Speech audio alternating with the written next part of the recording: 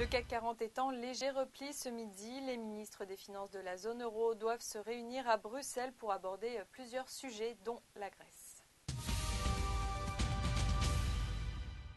Du côté des valeurs, ST Microelectronics recule sur des prises de bénéfices. La semaine dernière, le titre a touché un plus haut de près de 2 ans.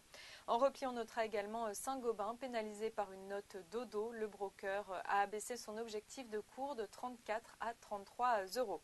A l'inverse, Renault profite toujours des bons résultats trimestriels de son partenaire Nissan.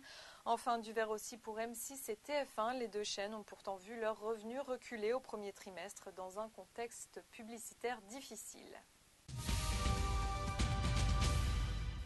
Et on se penche ce midi sur Page Jaune qui signe l'une des meilleures performances sur le SBF 120.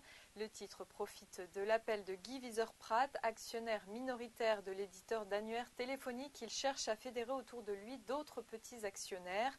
Inquiet de la situation financière de Page Jaune, il proposera la nomination de 2 administrateurs lors de la prochaine Assemblée générale. Il espère ainsi constituer un contre-pouvoir face à Cerberus, devenu actionnaire de référence après avoir converti sa dette en titres. Pour le moment, Guy Viseur-Pratt ne détient que 0,85% du capital de Page Jaune, mais assure avoir regroupé les intérêts de plusieurs actionnaires représentant désormais 1,68% du capital. C'est la fin de ce flash. Prochain rendez-vous à 18 h pour le point de clôture.